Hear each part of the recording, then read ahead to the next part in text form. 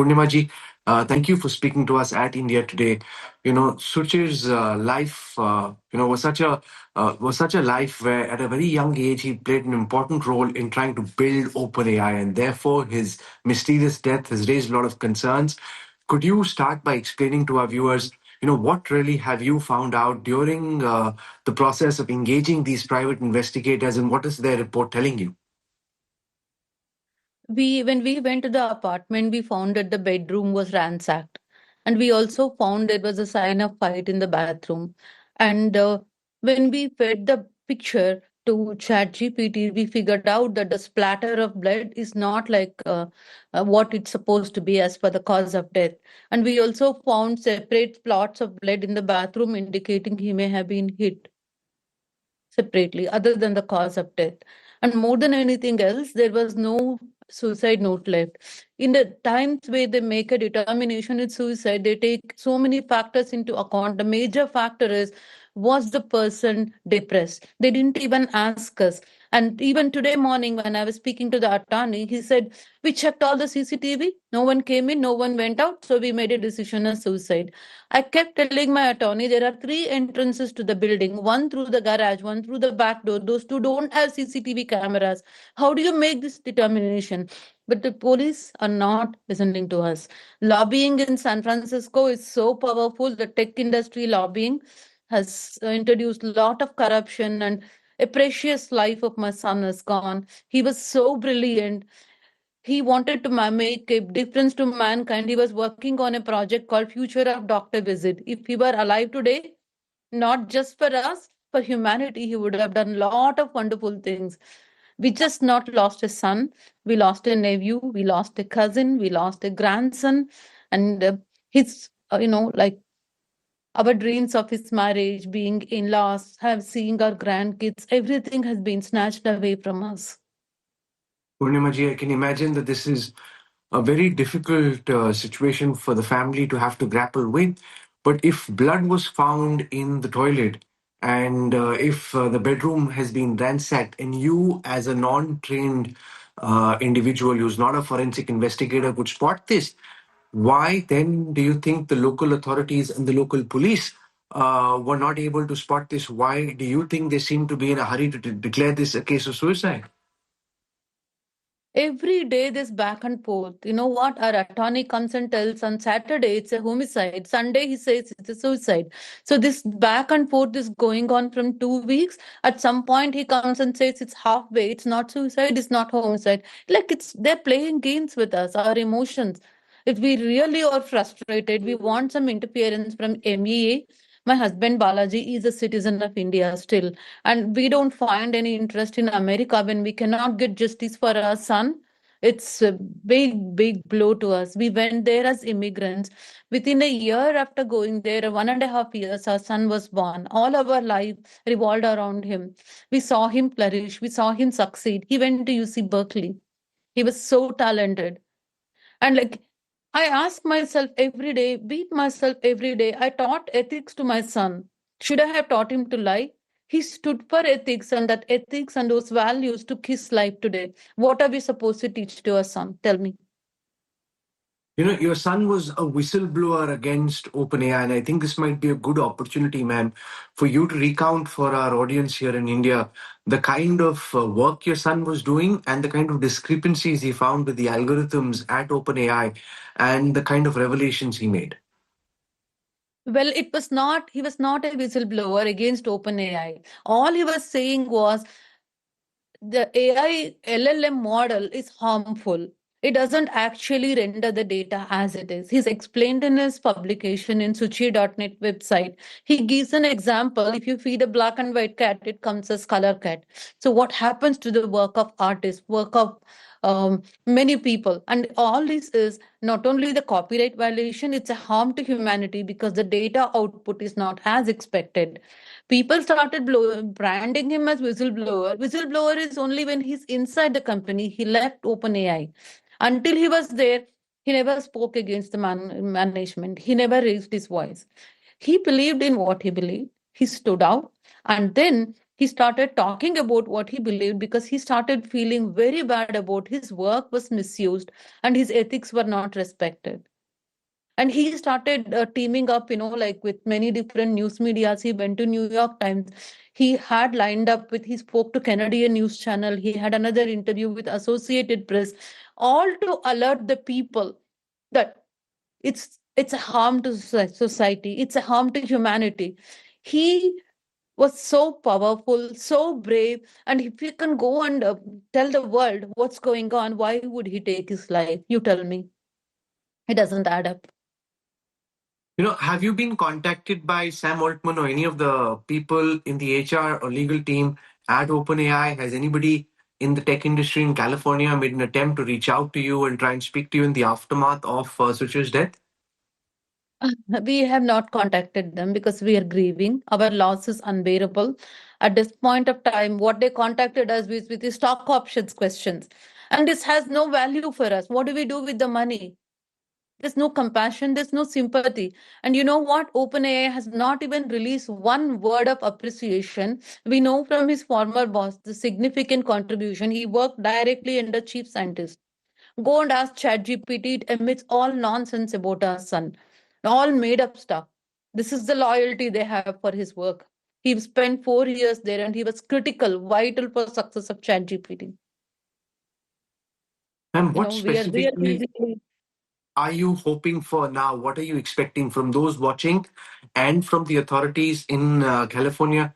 What specifically are you asking for? We want FBI to investigate this cause because the corruption here in San Francisco Bay Area tech industry is very high. We want FBI to investigate, and we also want support from people. We want people to stand with us and give us the courage, give us the support. And every household, I just ask every parent, if you ever come to a situation where you have to regret teaching ethics, raising your child the right way, what more can you do? Do we want to teach our children to lie and to hide under the cover? What happened to our son? Why? He didn't do anything wrong. He quit his job and he didn't even back up. He had plans of his own non-profit startup. He had 5 people teamed up with him. He was planning to get his seed funding. What he was planning to do, future of doctor visit, using machine learning and neuroscience. Such an amazing human being. He's not just techie, he had compassion. He was very kind. He would go out of his ways to lift people up. We have lost him. Ma'am, you said he was far from being depressed and therefore didn't seem suicidal at all. Do you want to describe his last days, your interactions with him, and what kind of mental space you thought he was in? Suchi came home on 7th. He met with us. We went for a walk. We went for dinner. He was happy. Then a week later, he went on a trip to Los Angeles with his friends. He celebrated his 21st birthday, 26th birthday on November 21st. He cut the cake at dinner and he had great time with his friends. 22nd, he came back. We spoke to all his friends. We have pictures of his happy vacation time. We spoke to all his friends. There was no sign of disturbance, no sign of stress, nothing at all. In fact, the leasing office manager in the apartment complex where he lived, he saw Suchir coming down from Uber with suitcases. He talked to him, and Suchir said he went to LA and he's coming back home. In fact, on CCTV, they see that he went out to get dinner through the CCTV camera for the building. He comes back happily with dinner. When we go to his apartment, he's finished his dinner. I don't think he even slept that night. We don't see signs of his bed being made or anything. So they've taken his life the same night when he came back from LA. He was very happy. And we also have his journal that we got. And his journal states his emotional state of mind. We have copy of the messages that we got downloaded, all the chat conversations, upbeat. And he was writing, such high level philosophical stuff. Atman, Brahman, even parents we can't understand. It's where is depression? He was at a completely high level. None of us can reach him. It's a big That's tragedy, humanity, and we should be ashamed. We should be ashamed of ourselves for getting us to this level of. killing someone. In that journal, or in the messages, do you see anybody who's threatening him, trying to push him down, something that he's grappling with, which could possibly be something you'd like the authorities to be looking at? No, nothing like that. Actually, we had his memorial service, and then we had 30 kids come like this. He had no enmity since his birth till now. But his enmity was with the hundreds of billion dollars AI industry, where he was stating there's a lot of money at stake here. I wouldn't want to name one person, but I can look at the reality. Reality is like there's a lot of investment gone into AI industry, and his testimony would have turned it upside down. He was named as a witness for New York Times. Within a week after he was named as witness, he's gone. Do This you is the think because reality. do you think because he was doing these interviews, because he was revealing how these AI models steal copyright, do you think that's why the powerful people in the artificial intelligence industry who probably wanted to get him killed? Is that the sum of your supposition? And he also had some documents. They said, New York Times said he had some documents. He had some information that would have been very critical. That would have actually shaken the AI industry, or at least OpenAI and Microsoft. If if he were alive and if he had given his testimony, it would have been very, very impactful. They didn't let him leave. I'm not What kind saying of any documents are these? Do you have any idea where these documents? that we don't know yet.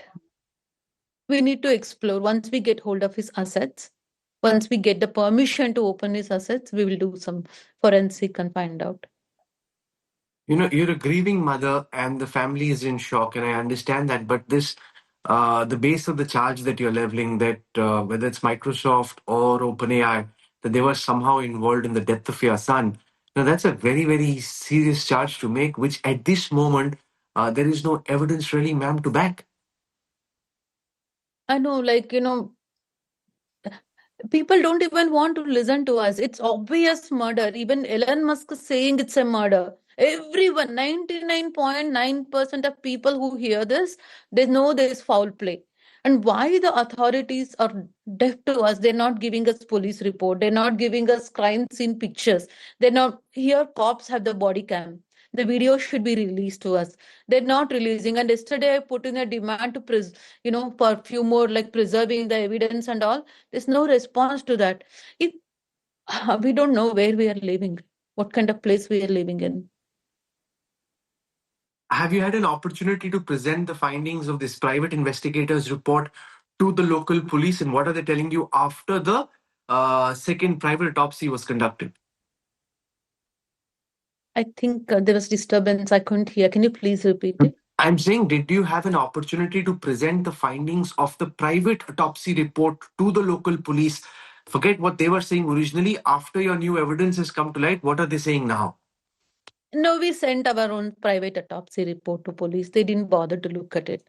And angle in which that like whatever we are seeing, the wound angle cannot be suicidal. We know for sure. In fact, like we're trying to do more investigation, do more forensics, gather more evidence to substantiate. Our first goal is to make it homicide first. We know our son can never take his life. He was very thoughtful, he was very wise above all of us. Why would he do that? And we have evidence, not just emotions. We have evidence, we have data. Based on that, even if any genius like Elon Musk can see, why can't police and medical examiner's office see? They took 40 minutes to determine the cause of death. They are not ready to look at it. They're not even ready to listen to us. We just been shut down. None of our pleas to chief of police, nothing has been heard because lobbying is very, very powerful. Ma'am, In you fact, mentioned we that there were are afraid. blood stains. What else can you tell us from that private autopsy report? What else did the private investigator tell you in terms of what he imagines the crime scene to be like and what he saw through his investigation? Well, we can't disclose the complete details, but he gave three words, bullet points: atypical, abnormal, worrisome. That's the brief information we have. We're waiting for detailed report. We do have the drawing and other things. But since the investigation is not complete, releasing it at this point of time may harm the case. At the right time comes, we have more evidence, we'll do a PR and we'll come to it. But what we have now is sufficient enough to say that it's not a suicide. Well, you've spoken from the heart. You're obviously, very determined to ensure that justice is done in this case of Suchir Balaji. And given the fact that his life story connected with people not just in the United States, but in India and across the world. It's not just about an Indian American's problem. This is much larger. It's someone who's involved in the building of these artificial intelligence systems, and he's speaking out about some of the pitfalls he's witnessed after being an engineer deployed in the building of the system. So it's a voice that needs to be taken seriously. And as you mentioned that he'd spoken to New York Times, and soon after this mysterious death happens, and now these private investigators reports, we'll track this story very closely. What you've revealed is very disturbing. Poornima Rao, please stay strong. Our best wishes are with you. And most important, I don't know what happened, but I just hope that justice is done. Most importantly, I hope that the local police, whose job it is to be professional and to investigate this in a fair fashion, that they do their job with honesty and with integrity without bowing to the pressure from any lobbying, no matter how rich the lobbyists may be. For joining us and sharing your thoughts, ma'am, thank you. And I wish you all the best. And we'll keep tracking the story very closely. Please raise it to MEA. Please raise it to the government of India. What help do you want from the Ministry of External Affairs? Because I know that Dr. Jaishankar, the External Affairs Minister, and senior officials in the MEA watch our network very closely. If they're watching at this time, Poornimaji, what's your plea and what's your appeal to the Indian government, to Prime Minister Modi, and to his Ministry of External Affairs? We want them to push for FBI investigation. We want them to help us preserve our human rights. We want them to help us not just because we are from India. In general, like India is a major country which stands for the values, which stands for like as part of UN, right? Maybe we should reach out to UN as well. This is a crime against humanity. Such a genius, such a caring, bright individual. He was not even allowed to blossom completely. 4 years of his service. That's all. We want justice. Poornimaji, stay strong. And we hope that justice is done for you and for everything that Suchir Balaji stood for. As I said earlier, we will track what happens next very closely, and we'll certainly carry this voice and this appeal to the Ministry of External Affairs in India. Thank you for joining us, ma'am. Thank you.